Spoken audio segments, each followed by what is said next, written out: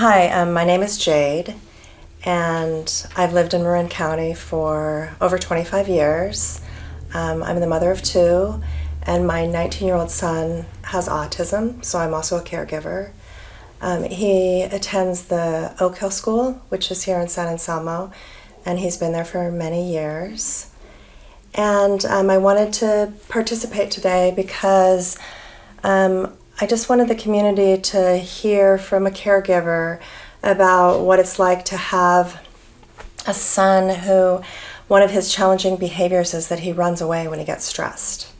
So we've had some harrowing incidents where he has taken off and he's left from the Oak Hill School. He ran wildly across Sir Francis Drake with teachers and aides running after him. And he ran down San Anselmo Avenue. And a couple of very kind shopkeepers helped him to stop. Someone even offered him water when they realized that he was winded. And I just really appreciate the kindness of strangers. And there have been people in this town that have been very helpful. And it's important to know sometimes, when you encounter someone with autism, yelling at them or grabbing them is not going to end well. So it's a big fear of mine that he could accidentally get into some kind of an altercation. And then I have one more story that he took off from home once and he was missing for a long time. And fortunately, again, a stranger called the sheriff because he was wearing flip-flops, and they just noticed that looked weird. And when the sheriff found him, he asked him, where are you going? And my son said that he was going to Bolinas because we have some friends that live out there. And but it was getting dark and it was very dangerous, and he was not really able to do that. And the sheriff said, I'll give you a ride, because he asked him to get in the car and he didn't want to get in the car, and he said, okay, I'll take you to the beach. So he got in the car, and then the sheriff brought him home, and the sheriff said to me, I'm sorry that I lied to him. And I just thought, are you kidding me? I'm so grateful to you for your kindness and for understanding that you needed to calmly, ask him to get in the car and bring him home. And those are my stories about just being grateful to people for understanding that you might need to interact with someone who has a disability and is in a stressful situation in a really calm way. Great. And you talked a little bit about what's challenging if your son is escalated. Obviously, grabbing, yelling is not going to be helpful. What other ways can people in the community show acceptance, care, and what's the best way to kind of respond and interact with your son? My son has a severe communication disorder, and so he might respond initially appropriately with people, but then he can't carry a conversation. And I guess, just understanding that he may say something that seems really odd, but he says a lot of scripted things that he's learned from movies, and just understanding that that's his way of trying to communicate, even if he can't come up with something himself. So, I appreciate people trying to communicate with him, and then understanding that sometimes what he has to say just doesn't make sense to everyone else. Does that help? Absolutely. And as a parent and a familiar listener, obviously your son, his scripts. Are there times where he uses those scripts in a way where you understand the meaning, even if someone else won't? Absolutely. I mean, he says many, many things. If you are familiar with Disney and Pixar movies, you will recognize a lot of the things that he says, and he uses them even appropriately. They're just not original language.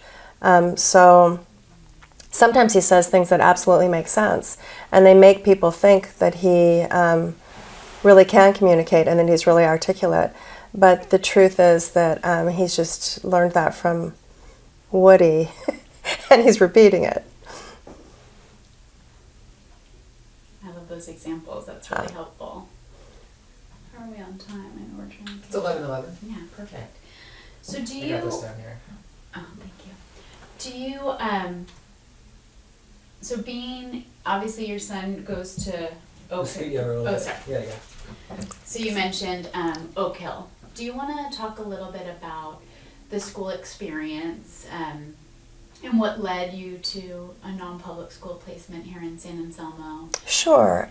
Really, my son's challenge of running away, which we call elopement, ultimately landed us at Oak Hill School because that's where he really is the most safe. They're just a wonderful, nurturing environment, and they're up on sunny hills, and it's a nice open space. They do a lot of things outdoors, and they can use the open space behind the school.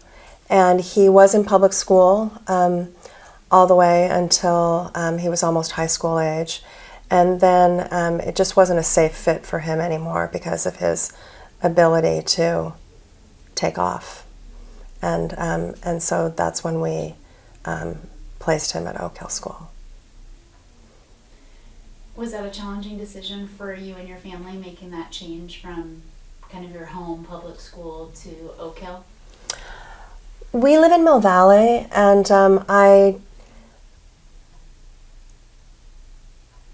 I guess it ultimately wasn't a challenging decision because it's the right place for him, but we had to have some big scary things happen with him leaving school there that pushed us to that decision. But it was absolutely the right decision. And we're actually really fortunate that we live in Marin County. Oak Hill School has kids that live in 5 different counties. And, we're one of the families that really isn't that far away in Mill Valley. And how do you see the residents in the community of San Anselmo embracing our students from Oak Hill?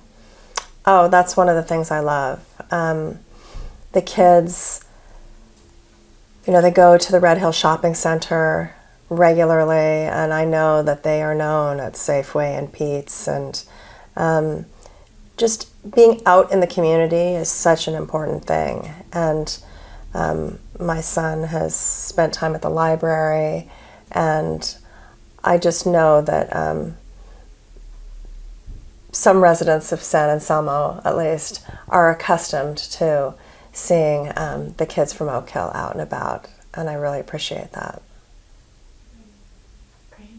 Mm-hmm. Any time that you've had experience, whether in San Anselmo or otherwise, where you've experienced discrimination related to your son's disability?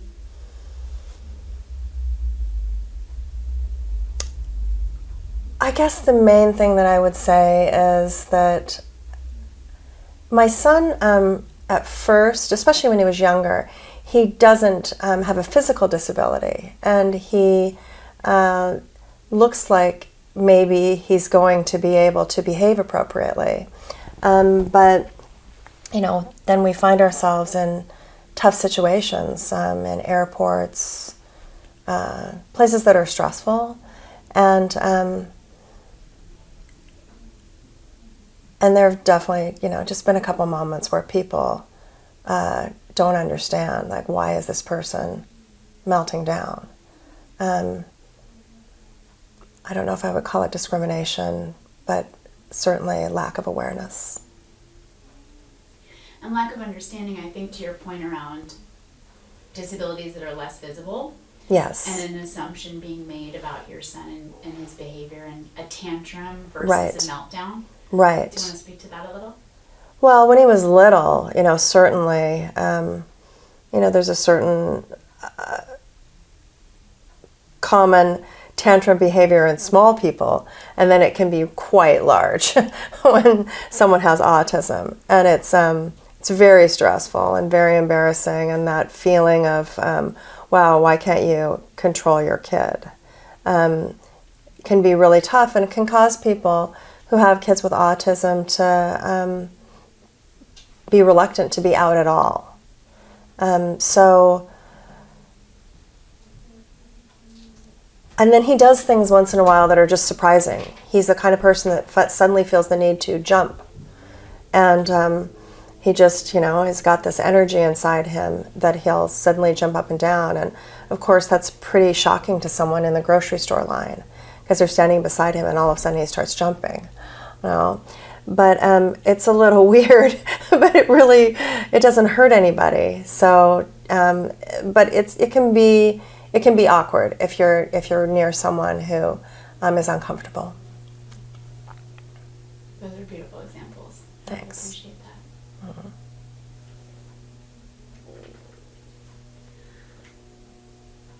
I think we got it, honestly. Yeah, it's great. We'll have time to switch over to the next person and all that. Yeah. Do you want to have her do re-intro? Yeah, we can do a re-intro. So I have kind of two camera angles, one that's a little wider and one that's a little tighter. Yeah. And I'm doing one tighter just for an introduction. Okay. Basically say your name, and kind of your situation. Can I ask you, because it's okay, it'll be fine, whatever it is, but I do feel awkward because you can see me. I'm not sure.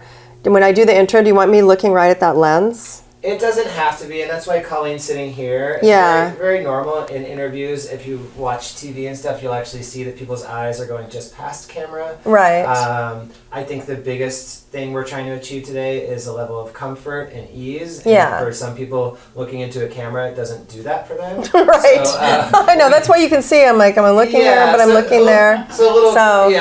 We're doing whatever feels right here. So, there's no strong rules in that. Okay. Regard. And you just want me to kind of repeat my name is I'm live in Marin what County. You're here to represent all that, right?